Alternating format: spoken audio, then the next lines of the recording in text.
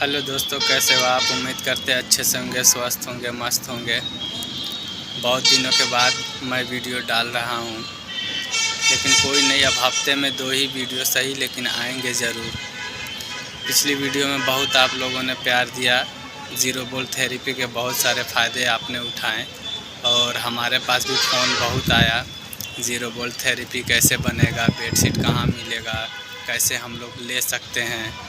तो हमने बहुत लोगों की मदद किया और वो लोग आज बनाकर या मंगवाकर अपना फ़ायदा उठा रहे हैं। आज बात करेंगे कि लू, गर्मी का मौसम है और लू के थपेड़ों से हर कोई झुलस जा रहा है, क्योंकि इतना तेज़ गर्मी लग रही है। 45 डिग्री पारा पार हो गया है, लोग बहुत परेशान हैं। तो मैं सोच रहा हूँ कि कुछ ऐसी चीज़ बता दी जाए ताकि लोग अपने घर में ही करके स्वस्थ रहें। मेरा उद्देश्य सिर्फ यही रहता है कि लोग सस्ते से सस्ते उपायों से अपने घर में ठीक रहें। मैं 8 उपाय बताऊंगा, जिसमें से लास्ट वाला सबसे अच्छा और रामबाण इलाज है। सबसे पहले तो आम का पन्ना। हर कोई आप लोग जानते होंगे कि आम का पन्ना इस्तेमाल किया जाता है। उसका सही इस्तेमाल ये है कि आम को उबालकर उसमें जीरा और नमक अपने स्वाद के अनुसार मिलाकर उसको लेने से शरीर की शीतलता बनी रहती है, शरीर अंदर से ठंडा रहता है और पाचन दुरुस्त हो जाता है। इससे पाचन भी ठीक हो जाता है और पाचन बढ़िया हो गया तो फिर कोई दिक्कत वाली बात ही नहीं है। और सबसे बेस्ट टाइमिंग रहेगा सुबह में खाली पेट लेना, अदरवाइज़ जब धूप में आप जा रहे हैं तब लीजिएगा, शाम को मत लीजिएगा। और दूसरा उपाय ये है कि प्याज के बारे में हम लोगों ने सुना है। प्याज का एक टुकड़ा जेब में रखने से लू और गर्मी की शिद्दत परेशान नहीं करती आपको, लेकिन अगर शाम को जब आप घर आएँ तो कम से कम प्याज का रस निकालकर अपने तलवों में लगा लें, जिससे प्याज ठंडक देगी आपको, शरीर ठंडा हो जाएगा और आपको लू लगने से बच जाएंगे। वीडियो में अंत तक बने रहिए, लास्ट वाला उपाय बहुत अच्छा उपाय है। अब तीसरा उपाय ये है, मिट्टी के घड़े में पानी डालकर उसमें खाने वाला चंदन थोड़ा सा डाल दें तो शरीर की शीतलता बहुत अच्छी बनी रहती है गर्मियों के मौसम में। फ्रिज का इस्तेमाल ना करें और फ्रिज के ठंडे पानी का इस्तेमाल बिल्कुल भी ना करें। और चौथा उपाय है सत्तू।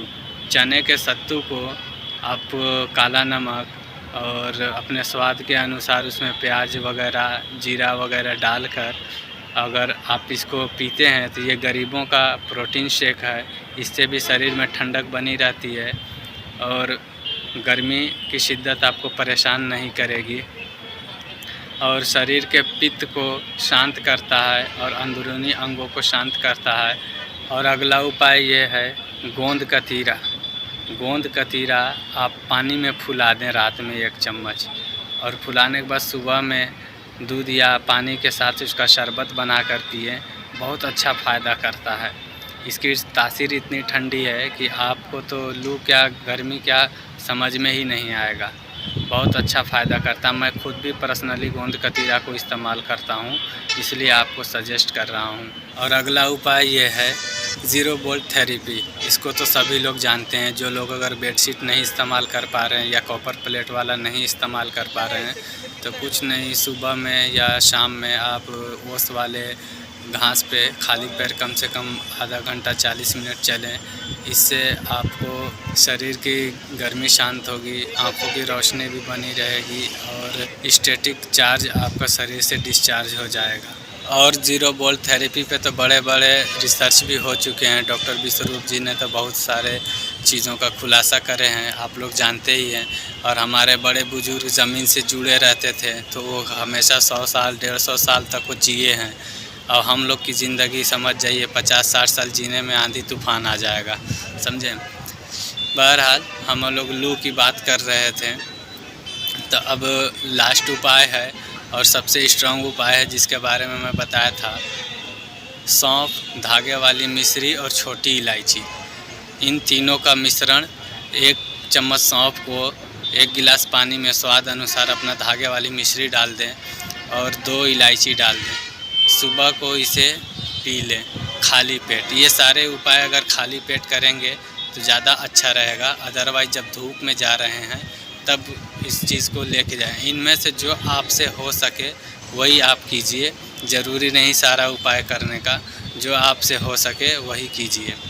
और इसी सौंफ, इलायची और मिश्री को थोड़ा स्वाद अनुसार धागे वाली मिश्री और 2, 3, 4 जितना आप बना रहे हैं उस हिसाब से आप इलायची डालकर सूखा ही इसको पाउडर बनाकर एक कांच के डब्बे में बंद कर लें। तो ये माउथ फ्रेशनेस का भी काम करता है। आप जब भी बाहर जाएं या फिर कभी भी कुछ भी ऐसा करें तो आप 1 चम्मच खा लिया करें। तो ये माउथ फ्रेशनर का भी काम करता है बहुत अच्छा। मुंह के अनेकों बीमारियों को दूर भी करता है।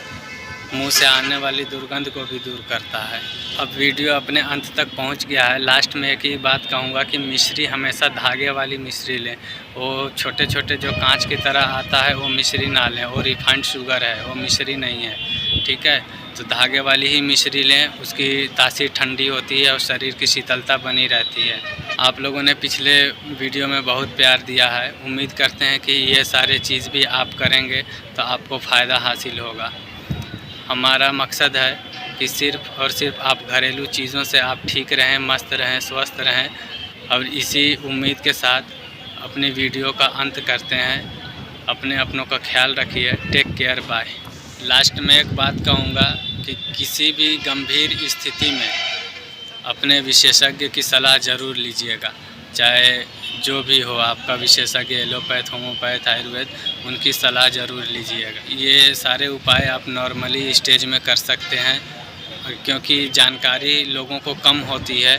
हर कोई हर समस्या से नहीं निकल पाता है, इसलिए अपने विशेषज्ञ की सलाह ज़रूर लीजिए। धन्यवाद।